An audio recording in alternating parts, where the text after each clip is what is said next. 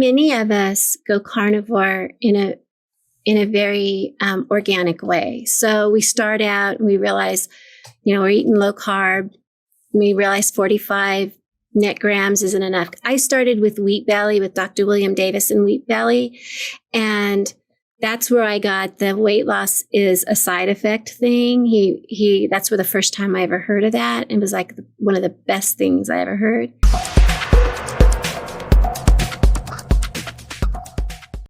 Okay, so we have Gail Straker here from Lipedema Simplified.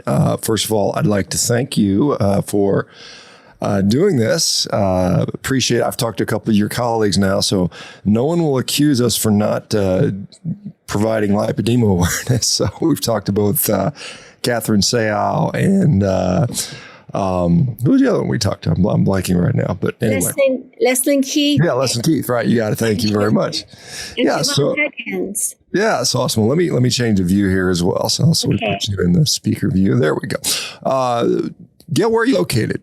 I'm located just outside of Boise, Idaho.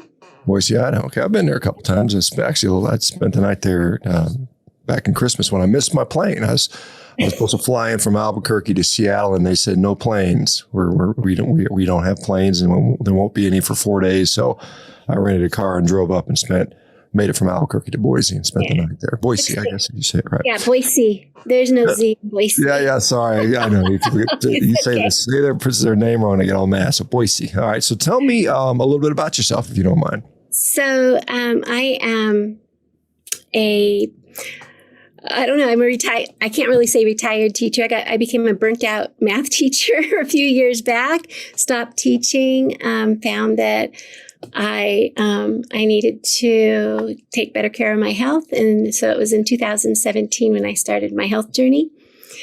And as a grandmother of 4 and a mom of 3, I spread the word as I started on my journey. And several of them joined me. So it was really nice. And I've been working with Lipedema Simplified now since 2020. I joined them because I needed support. I joined their membership group. And as I became more and more in tune about what lipedema is, I became also a staff member. Well, just for those who aren't aware of what lipedema is, can you briefly describe what that is real quick? So yes, lipedema is a fat disorder that affects approximately 11% of the female population starting about puberty. Some women don't experience the effects until pregnancy, and then some women don't experience the effects until perimenopause. But it appears that anytime that there is a hormonal intense event. Some women also experience if they have a hysterectomy, things like that. So when there's a intense hormonal event of reproductive hormones, we find that if you have lipedema, it does progress. So lipedema is a fat disorder that is painful. You will recognize it often by the cuffs around the ankles. It is disproportionate accumulation of fat that is usually from the waist down. But for many of us, in fact, I think it's the majority when I look at it, we also get it from our elbows to our shoulders. So it's these big, huge arms that we all grow. This fat is stored in such a way that it gets, I think it gets starving is what it starves nutritionally. It's not easily accessed. And so what happens with the excess fluid and everything around it, it gets fibrotic tissue that encapsulates it, which makes it extraordinarily difficult to access. But it also, that fibrotic tissue makes the fat feel like hard little lumps of sand. They grow bigger. They glom together. Sometimes it feels like you've got BBs and then marbles, peas, like it's very granular. Some women also get big patches in there, and it is painful. It's often painful to the touch, or it just makes your legs feel so heavy that you can't move them. You get a fat pad around your knees. I personally do not have an ankle cuff, but many women do. It does not affect the feet or the hands until the later stages. Yeah, it doesn't sound like fun at all. And, it's essentially because some people would say that, it's calorie balance and it's just a matter of, and you're describing what is clearly, at least with the fat deposition, a hormonal effect. And we know that women and men deposit fat differently. I mean, that's not a secret. You see the guys with the big bellies, women typically, thighs and hips type of thing. So, I mean, obviously, many women have tried reducing calories. What tends to be the success rate with that? Does that seem to help significantly or not so much, or what's the results with that? Right. Well, we find that reduction of calories literally can make it worse. Many of our women that we come in contact with are older. I'm 61. I'm kind of the middle of the age group because of the perimenopause, and that's when the legs explode or the arms explode. And so we find that our women have dieted usually since they were in high school or junior high. They've been on a diet most of their lives. And when I say diet, I mean calorie reduction diet. We find that there's weight loss, but the weight loss is usually in the trunk. And the legs, if they do reduce at all, it's very little. And we also find that with calorie reduction, we're finding that usually is a low-fat diet, and we continue to keep the lymph sluggish with a low-fat diet because the lymph system is fueled with fat ketones. And we are just discovering from Leslie Keith's work and what Catherine Seo does, we're finding that fat is absolutely vital to the health of our lymph system. And as the lymph slows down, the fluid, the toxins are not removed from the fat areas, where we store our fat, and the fat becomes harder, the fat becomes more inflamed. We end up with more fibrosis, and it just continues that way with a low-fat, low-calorie diet. The lymphatic system is, for people that aren't familiar with that, is kind of an extra vascular. I mean, we have something that circulates our blood around. We're all aware of those, our arteries, veins, and capillaries. And then the lymphatics kind of deal with this non-blood fluid, this, lymphatic fluid or extracellular fluid in many cases. And I don't know that it's as well studied or well described. I mean, it's well described, but it's well studied. It's interesting you say that fat plays a role. I mean, we know that there are essential fats. I mean, we can't survive without fat in our diet. I mean, that's very clear. And there's studies that suggest if your intake is below about 20% of your calories coming from fat, you really, really struggle with that. And it's actually pretty hard to eat lower than 20% for most people. But there are people that advocate for that. Some of the critics would say, well, it's not the calorie deficit that was a problem. It was a rebound overconsumption that occurred later, maybe perhaps that drove the worsening of the condition. I don't know. I mean, that would be, I'm just trying to play devil's advocate here. And, just to say that, I know there's people, and I'm going to interview some of them, they'll say that it's all about calories or, calorie deficits are the only thing that really makes a difference here. So having laid that out, what has been your experience or the experience of the community on what seems to be effective? So it seems that we have several different options of care that all of our community members find success with. The first thing that we focus on is our dietary changes. We find that carbohydrates, in general, wheat, grains of all sorts, will cause inflammation, and that when our women, and I can't say just women because men are affected too, and it doesn't matter. We have transgender individuals. We have people from all over the world who deal with this. So it isn't just women, but the majority of our clientele, our community, are women. However, we find that they have been on low-calorie diets for most of their lives, trying to battle the weight. But then they find that as soon as they give up wheat, other grains, they give up some of, sugar, that their pain goes away, that their ankles aren't as swollen, that they can actually find that the fluid moves better through their legs. And so for what we'd like our community to understand is that it's the inflammation caused by sugars and grains that is one small step, but very important step in their self-treatment. We find that the medical community does not know very much at all about lipedema, although it was named at first in the Mayo Clinic in 1940. But very, very little was done until just the last decade. We also understand that women have a doctor telling them on one side that you have to lose weight.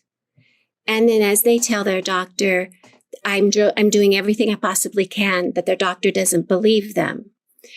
And so when they go on a low carb and then they progress to keto, then they progress to intermittent fasting, or they continue on to carnivore, they get healthier and healthier and healthier. We also find that some of our women don't handle nightshades well, or they might have a dairy intolerance, not necessarily lactose intolerance, but that dairy itself causes inflammation. Some of our women do not handle nuts and seeds very well. And so as we look at that, we start promoting the carnivore way of eating to do a strict elimination of some of these food items that might be giving them an issue. And most of them, because we've spent years, decades trying to take care of ourselves, most of our community members are starving for information on how to get rid of the pain. So our first line of defense when you come to the pain removal is going to be lowering the carbs as low as you can, as quickly as you can, and feeling those results that you don't have the pain. The pain is sometimes to the touch.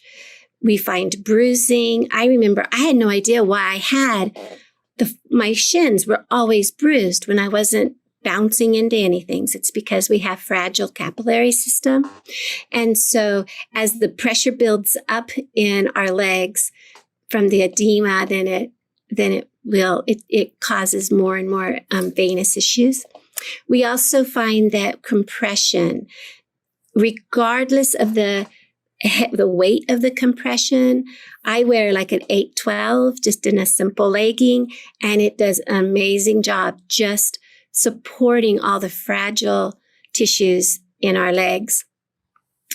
We find that women wear as heavy as 30 to 40 compression, and these are very difficult to get on, especially for old women with arthritis in their hands. But the compression helps regardless of the weight. We find women sometimes have to have their legs wrapped by a therapist. They call them CLTs, which is a certified lymphatic therapist. They'll wrap the legs. They'll do a decongestive therapy for them and get the swelling down before they put them in a regular compression garment. Compression it's very important. Many of our women try to start off first by just putting on compression socks that stop at the knee. But we need most of the time compression from midfoot clear up to our waist.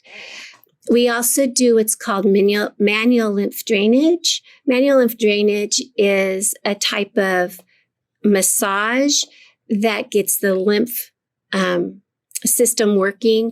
It gets the lymph flowing. It starts off very gentle because we deal with so much pain. But once we get used to doing it, we do it ourselves or we go to a therapist to have it done. Sometimes we can go deeper and break up some of the fibrosis. And our women who get it swear by it because it keeps everything moving.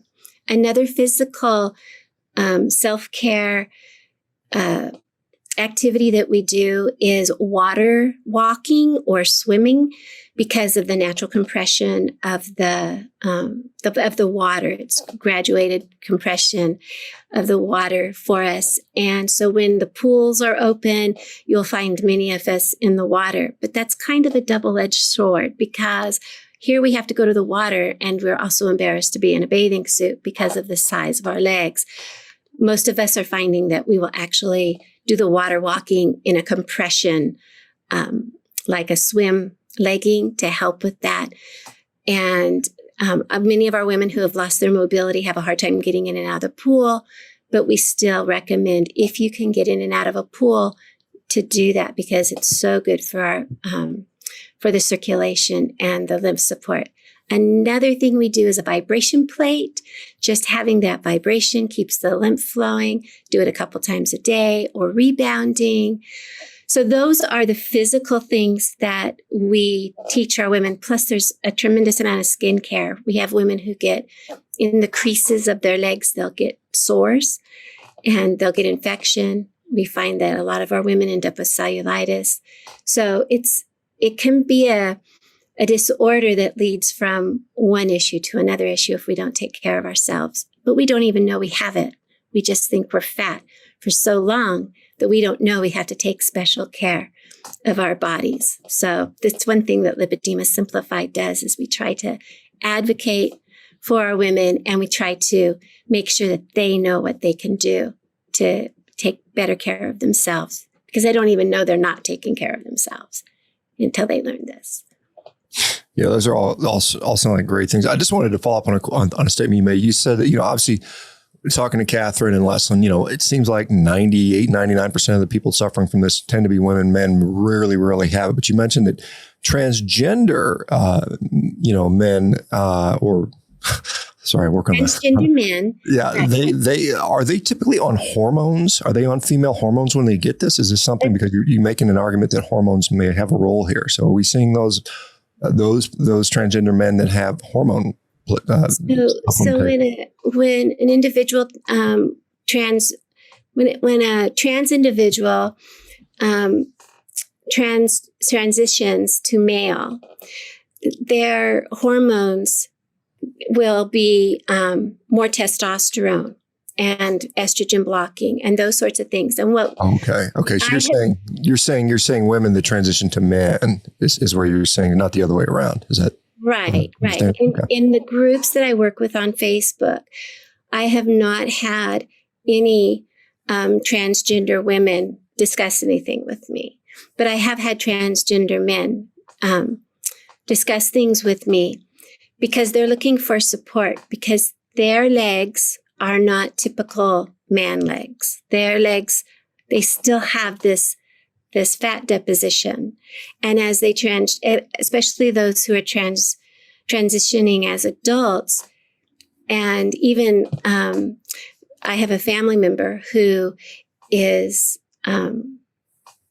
fluid gender, gender fluid, and she finds that having the feminine shape of the rounded hips and the legs, it's very distressing emotionally because that is not how she presents. Majority of the time, she prefers to present masculine. So with the hormones, what we find is that that's another hormonal event. And some of our transgender men in our community have found that once they get their hormones very regulated, that they have a much better expression of symptoms. They don't deal with it as much. However, they still find that the low carb and the other physical modalities that they use to treat this are extremely helpful. But they have actually said, as I'm going through this, I have found that I get I've had a progression because, and from what I understand is it's because it's an intense hormonal event for them. Yeah, it's it's interesting that I want to follow up on the carbohydrate reduction and the inflammation, because we see that. I see that all the time with us, with everybody basically for the most part. But when you look at, like, say for instance, female strength athletes that are taking steroids, and we know they put on more muscle, they become more masculine in appearance, particularly in the upper body. We see increased shoulder and trapezius growth, and that. So it definitely has an effect on your your sort of shape, your general shape, appearance. And so that's kind of an interesting observation. So how reliably are you seeing a low carbohydrate diet, ketogenic diet, carnivore diet, whatever, resolving things for people? Is this only some, or does it seem to be most of them, or what's been the experience? It's a majority. It's a majority, to the point where we have, this is all anecdotal, but although the Lipedema Project is doing research on it right now, but our women will tell us it's within weeks, it's within days that they have this reduction in pain. And it's across the board. We do have difficulty sometimes maintaining, sustaining a low carb way of eating. And so when they go off the track and they're starting to get pain again, they're starting to get swelling again, they turn to us. And as the community manager, I hear all these stories. I work with the Facebook group. They email me and they say, Gail, I've got to get back on. I feel awful. So just the reduction of pain alone increases our mobility. And once we start increasing our mobility, we're so happy about it that we continue. We do fall off, like I say, we do fall off the wagon sometimes because we're human beings, but we do find that it's almost across the board. No one has ever said, I did keto or I did low carb for 6 months and I didn't feel anything change at all. Majority of us, within days, find that our pain has decreased to the point where we can see it, on the measurement scale.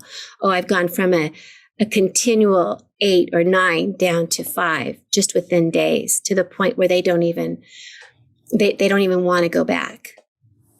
Do you, is this recognized, say, with the American Board of Obesity Medicine Specialists? Is this recognized as a type of obesity or subcategory obesity, or how is it thought of in the mainstream medical sort of field, or is it even considered? We're still working on that.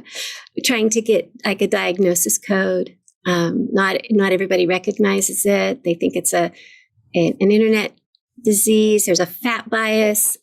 So we end up with people not even digging into it at all. Most of us, I would have to say, are not formally diagnosed. By a specialist. We usually have to take information into our primary care provider and say, I think this is what I have. My first person I took the information to, she goes, yeah, maybe. I don't know what you can do about it. And I found a new doctor. And I took my stuff in. She goes, oh, that's cool. Here, let me touch your arms. I want to feel what it feels like. There's so little information getting across the threshold that our doctors often don't believe that we have anything except general obesity. And so we're fighting all the time, fighting our doctors to be heard, for them to hear us. So as far as what there is out there, I don't know the specifics. I just know the stories coming from people who constantly have to go and fight for their voice. We also have women who end up in the hospital who will tell them, I don't eat carbs, I don't eat carbs, I don't eat carbs. And all they bring them is a meal full of carbohydrates. So we are fighting the medical profession and trying to get heard. So, but as far as what all the specifics, I don't have the answer for that. I believe that Dr. Matt Carmody has said, that there's so many different types of obesity and that they're trying to get lipedema identified as one of them. Yeah, it would seem. There's multiple types of arthritis. There's multiple different etiologies of blood pressure. There's multiple, multiple skin disorders, mental health disorders. You name it. And it seems like obesity, which is a very common condition, there's probably subtypes. It just makes sense. And, we've all seen it. We've seen some people where they deposit fat, like you mentioned, through their legs, and their legs are very disproportionate to the rest of the body. And there's other people where it's in the belly, and males and females. And it's kind of interesting. Are you seeing any commonalities between the women? You'd mentioned hormonal events, but is there any other commonalities that exist between women that have lipedema versus women that would deposit fat in another way? Along age category, well, maybe not age, but other conditions, ethnic backgrounds, things like that. Anything that you've noticed?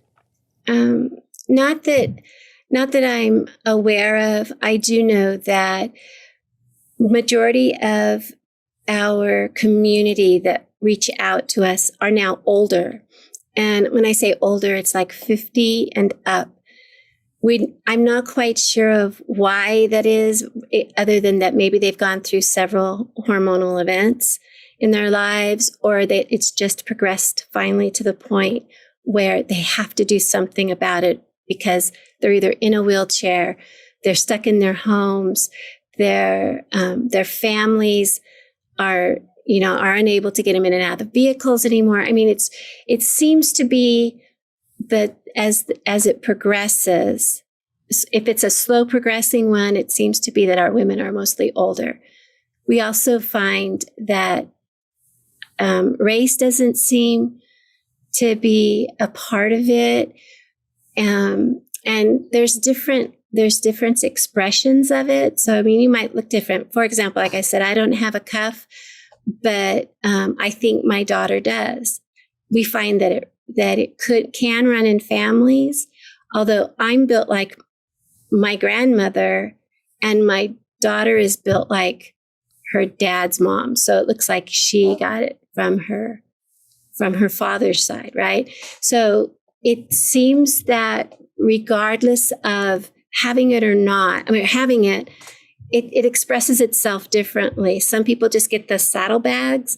Some people have thinner legs. We have, on our Facebook group, we have people who go, wow, I'd love to have legs that look like yours. And this person is saying, but look at my knees, they're so fat. And she goes, yeah, but look at your ankles, they're so, thin.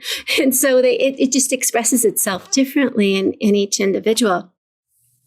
But I really believe that as far as a population that it shows up in, we don't have one particular population that it shows up in more than others that I can see. Do you see it? I'm just trying to remember if you see a lot of maybe perhaps Asian folks with this. Is that something you commonly see or not? I don't. Now and then, but I don't see it in the Asian population as much as I do in the general Caucasian population. Mm-hmm. I find for us, one of the things that here in the United States, because we eat the standard American diet so often, I notice it in a more local area. So it seems like right now maybe because we are US based organization, but I see a lot of people here in the United States. We have a population in Canada. We have a large population in Australia. We have people from New Zealand. We have people from Germany and the UK. We have people from South Africa. We have people from South America, from India. So I'm Asian, maybe not, but from what I can tell, it's worldwide. Yeah, interesting. Well, and maybe just because of the language, because, I'm sure you're limited mostly to an English language population. And Right. that's not, anyway. Although I'm going to plug this, we are going to be doing some webinars, a course, and we're starting to get a lot of our information translated into Spanish. Oh, good for you. I think that's important. Yeah, that's great stuff. Well, tell us about the successes you've had. Obviously you're a group there. Obviously, I assume there's people that are having success with this. So what kind of successes have? So we have women who have gone from, like, let's say, and just in size wise, me personally, I've gone from a 22 women's pant to a 14 women's pant, which I never thought I would ever do. I never got that way on basic, regular, low carb diets. So just the weight loss itself, we see. But we have also had women who were wheelchair bound, who have walked out of that wheelchair bound simply because of the pain and the lack of mobility.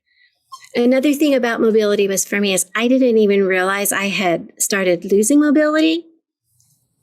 I didn't know that women in their 50s could get off a floor easily without help.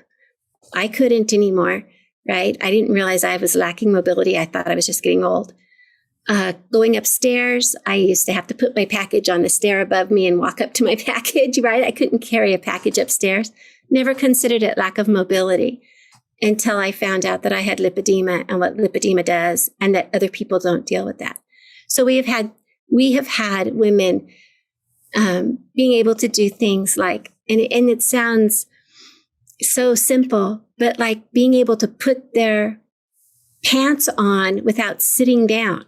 So they're standing and they could put their pants on. All of a sudden they realize, oh my goodness, I haven't done that in decades. So our mobility has increased. We've had women who have no longer have acid reflux, no longer have high blood pressure. Their blood pressure drops like a rock when they start on the low carb, keto, carnivore way of eating. We have women who have their hair has become vibrant.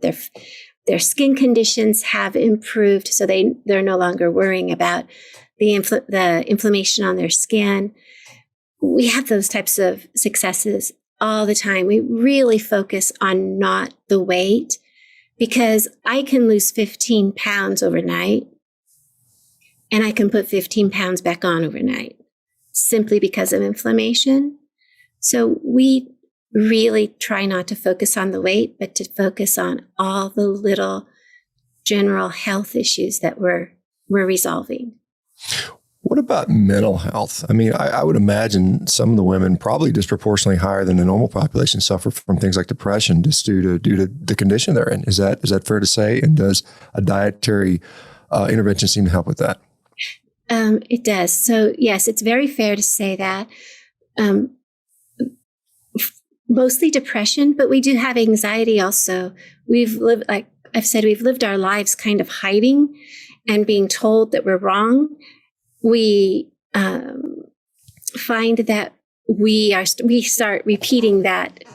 We deal with PTSD often, just simply because of the trauma that we live in our whole lives with this condition that won't stop, but we don't know it's a condition and we don't know what to do about it. So we do deal with those sorts of things. We also find that one of the things that low carb and keto carnivore type way of eating does is it gives us clarity. It does help with the mental conditions. We also talk about food addiction. And as we find out what our trigger foods are and we start eliminating those, we find that we don't have such an addictive response to some foods. Me personally, cream, no other dairy, just cream will send a trigger response, and then I'm a mess. So we do find those things in each individual when we work with them. Another thing that we work on with our group, we do believe that it's more than just dietary and physical, but that we have a meditation group. We work on we work on releasing. Catherine Seo helps us release and work with our clarity of thought and our understanding of living in the now. We help our women find out their why. And when a person has their why really established, they can go with that focus and it brings them joy. We have one woman who's been in her house for over 2 years, unable to leave her house. Well, not necessarily unable to leave it, but knowing full well she has to go up a flight of stairs to get back into it. And she wasn't able to do that. And she's now she's found a new home on one floor. She's been able to move into it. And her way of eating has changed even more now that she's no longer isolated. She's getting healthier and a healthier mental aspect too for her. Let me ask you about I'm going to follow up on sort of the carnivore aspect of this. Obviously this is a community of people eating a carnivore diet or animal-based diet. How do you tailor that for people with lipedema? Do you find it's a higher fat approach, a higher protein approach? There's sort of in the animal-based community, some people have gone to eating quite a bit of fruit and honey and some of these other carbohydrates. Is that version not so good for people suffering from lipedema? Or what have you found? Is there any consistency on what works best? There doesn't seem to be any consistency on what works best. But what we do is when they've decided to go super low carb or carnivore itself, is we always talk about the N equals 1 or N equals me. And so we have the women do some experimenting. Okay. Pick the protein that you like, but we're going to focus on proteins first. We find that some of us don't digest certain proteins very well. We find that many of our women have had bariatric surgery, so they have to have very small amounts of food each time. And so we really make sure that we teach them about the quality of the proteins, and then we say fat to satiety. If you find that fat is makes you feel better, pick the fat that makes you feel better and go with that, and then find your balance. And they're all different. Some women are solely beef eaters. I'm an egg eater. Some women don't touch eggs. And then also we don't, unless they want to, we don't promote not, just going like beef, salt, and water and not eating anything else but beef, salt, and water. And we find that our women are very adept at finding out what makes them feel the best. Yeah, and I think that's an important thing to sort of do, is to do those experiments on yourself. And, because we all, there's sort of general standard requirements for what a human needs. I think meat provides that, quite honestly, in my experience. But yeah, there's people that have individual responses. There's no doubt about it. Do you find that, you mentioned community. Obviously community exists and must exist because it helps. How important is that? How important, how often do these women typically have supportive communities? Are they, I know I did a survey on carnivores and I found that people that had support from their physicians, had support from families and friends, always had better outcomes. Is that something you guys also notice? Absolutely. Community is vital. The support, but it's more than just like I need help. Can you support me through this? But sharing our stories, being heard. We feel like we're a family. We have a small community that's a paid membership community. It's about 300 people in that particular community. We open it up only a couple of times a year, simply because we want everybody who's in that community to get to know each other. The pandemic was startling. Catherine was amazing. She opened our online community about 2 weeks before the lockdown hit, and I know for a fact that it probably saved some of our women from just totally being isolated. But the community itself gives us a place to be heard, gives us a place to listen and share our love and support. We have fireside chats where we will invite a member, a professional in to talk about anything that the women want to talk about. We, for example, I said something about somebody said something about, I got to go to the bathroom, and they had to leave the meeting.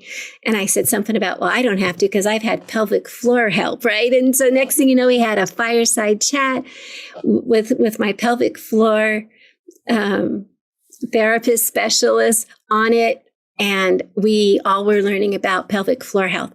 So anything our community wants, we're driven by what our community needs. And because of that, they are getting this family loving support circle. And then we go in and we discuss things either on Facebook or another platform. And then we develop we're putting on what's called a coaching special interest group starting tonight. Which is we call a CSIG. We have 3 coaches. It's a live class. Our community can come in and get a live class, interact with people who are in it. It's similar to like this meeting that we're having right now. It's all done on Zoom, but our presenters, every single time we do a class, we're letting our class drive our curriculum. So it's not just a standard here, this information is recorded, this is what your class is, take it, whatever. No, we gear every class to the members that's in that group. And that community strengthens their resolve to take better care of themselves, to find new ways to communicate with their doctors and all those things. So yeah, it's support, whether it's your significant other, your child, your mother, your next door neighbor, the person you have online, is vital. Yeah, I think I agree with that. There's a question in here from Charlie asking about, he's got a relative, I think a granddaughter that he thinks maybe someone who possibly has lipedema. He says, how do you approach somebody with this? How do you get them help? I mean, if they wanted to use your particular group, how to do that sort of without causing a lot of friction and pain, I guess. We ask ourselves that question all the time. It's a very difficult question. It's very delicate. And I went into denial for 6 months after somebody said, have you ever heard of Leslie Keith? I'm like, I don't want to hear this. I didn't want to deal with this. I didn't want to be a slow loser. I didn't want to deal with any of this. 6 months later, somebody else saw a picture, before and after picture of me on Facebook and said, you might have lipedema. Have you ever heard of Leslie Keith? And I finally said, okay, I'll pay attention.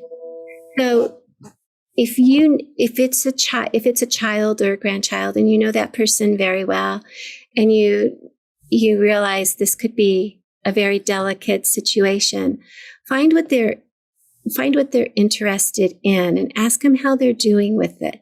Ask them, hey, your legs look a little painful. Do they hurt? Talk to them. I notice you get bruises. Are your legs okay? And kind of go that way, especially if it's a young person, because they are already so self-conscious of, not fitting into clothes, not being able to do things at school in the physical education department, as well as others, those sorts of things. But that's really I can tell you can also become educated yourself. The website is Lipedema Simplified.org. You can reach out to me. We will get you ways. If you're already eating carnivore and your granddaughter, your daughter isn't, you can share with them, I feel buoyant eating carnivore. Have you ever considered joining me for a month? Let's see, whatever it is, depending on the age too. If she's a teenager, there's some issues. If she's a young mother, all those things would really depend on how you approach her. But if you see her legs, if you go to our website, lipedema-simplified.org, and you look at the legs on the pictures that we have, and her legs look like that, find a way to break it to her gently and say, there's help, there's hope out there. And I know that unless she's a person who needs like a scare tactic, like, hey, look, this person didn't know about this condition until she hit her 60s and now she's in a wheelchair. Don't do that. That's harsh, but it's very difficult. It's a delicate topic because there's so much fat bias around there. But yeah, find help and come to our websites, reach out to all of us, reach out to Catherine. We're all over that. We're all over that website and Facebook. You can find us almost anywhere. Yeah, you push on an important point. There is obviously there's a lot of people that are struggling with obesity, and whether it's lipedema or others, that definitely feel like they're discriminated against. I think that certainly exists. And then there's also this sort of acceptance, body positivity movement, which may be sort of keeping people in that state and not allowing them to try to improve that. Do you find that people, how do you walk? That's a tightrope to walk, I think, trying to explain to people this is, you need to improve your health perhaps, but not at the same time denigrating them because of where they're at. How do you guys deal with that? Well, first of all, everybody comes to us to lose weight. Everybody who comes, all they want to do is lose weight. And so we have a few things that we talk about: our voluptuousness, our big, beautiful bodies, our arms give the biggest bear hugs. We try so hard to talk very positively about our size and our shape. But the first thing we do is we listen to them and we let them know that this is not going to be about weight, that it's going to be about health. And the side effect is going to be that we might lose some volume. We might lose some weight. But the main thing we talk about is our overall health and being heard and knowing that what they're saying is true. I remember when I had my consultation with Catherine, and she listened to me. I was 3 years into keto and intermittent fasting when I realized I had lipedema. But I was still so frustrated because I wasn't losing weight. I was on a year-long stall, right? I wasn't losing any more weight. And when she listened to me and told me I was doing everything right, I was taking good care of myself and everything, the tears hit because I was so frustrated and felt so alone in this struggle. So the first thing we always do is reach out to let our community know they are not alone, that we hear them. Some women have Ehlers-Danlos disease. I don't know if I pronounced that right. Hypermobility in their joints. I remember seeing Siobhan, she took her thumb and popped it all the way back here. My joints are stiff. But we also have women getting knee replacements because the fat pads in our inner knees and our hips have shifted our gait to the point where a lot of us have to have knee replacements, or we think we need knee replacements because everything has been off balance for so long. And so we have women who are dealing with all these issues. And we start first by saying, okay, let's talk about your health. Yes, we understand you're heavy. We have women who are close to 500 pounds. We have women who are 135 pounds. And they're all dealing with the same thing. So the first thing we do is we get the carbs out, the pain decreases before any weight loss or anything, and the swelling decreases. And so that's how we deal with it. constantly talking about their health, mental, emotional, spiritual health. Yeah, that's great. And it's kind of, I haven't talked to him in several years now. The guy, I remember Chris Donahue was a male. He was a big guy. I think he was 500 pounds or close to it. And he managed to lose 200 plus, almost 300 pounds, I think, going on a carnivore diet. One of the things he said, and I don't know if he probably didn't come with it, but I think it was the first time I was made aware of this concept is, you don't lose weight to get healthy. You get healthy in order to lose weight. And, weight loss is a side effect of being healthy. And I think that's a good, healthy way to look at it because, a lot of people, they don't see the scale go down. Some people even see the scale go up. I've seen that, in people and sometimes, but their weight goes down and they're like, well, you're probably putting on more muscle as far as that goes. But, do you find, interesting, with the carnivore, because I remember talking with Catherine, she interviewed me, I want to say about 2 years ago, it might've been a little longer than that. I saw it. Yeah. Okay. And maybe that was the first exposure to this community, to carnivore, but it's interesting to see how it has sort of, I suspect it has grown within that community and it seems like it's doing a good thing. So I think I'm kind of happy to see that as an offshoot of that. Many of us go carnivore in a very organic way. So we start out and we realize, we're eating low carb. We realize 45 net grams isn't enough. I started with Wheat Belly with Dr. William Davis and Wheat Belly. And that's where I got the weight loss is a side effect thing. That's where the first time I ever heard of that. It was like one of the best things I ever heard. And then we find, I'm on a stall. Maybe I should give up nuts for a month. And it works, right? We feel better. And then we think, oh, I don't want to give up nuts forever. So I'm going to pick and choose the nuts. And then we realize, maybe I don't need blueberries. Maybe I don't need cottage cheese. And so it just slowly, as we try to feel better, and not a lot of us track. We mostly, we've been dieting for so long, we don't necessarily track, but we know what we're eating. And as we start to change and improve how we feel, we realize, oh, dairy doesn't feel good. I get this reaction. It's, so I'm just going to let it go. And many of us evolve organically into very, very low carb, definitely less than 20 total. Sometimes I gave up salad about 2 years ago after I saw you talking to Catherine. I guess it's 3 years ago now. After that interview, I gave up all salads and everything, and I've never been happier to not eat a salad. People go, "You want a salad?" No, it's no thought, right?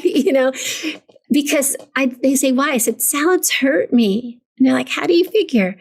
I'm like, "I eat a salad, and the next thing you know, my knees ache, my ankles hurt. I'm not going to eat salad. It's not healthy for me, right?" And so that's how we end up becoming more and more carnivore. The courses that we teach, we don't teach a carnivore course. We do teach a keto course, but we do talk about getting those carbs as low as possible and keeping track. And that leads our women into carnivore. We do have a carnivore support group that started on the 1st of May. It's a 3-month support group, meets once a week. We're having special speakers come in and stuff in it. But that's because Catherine wanted to do carnivore again.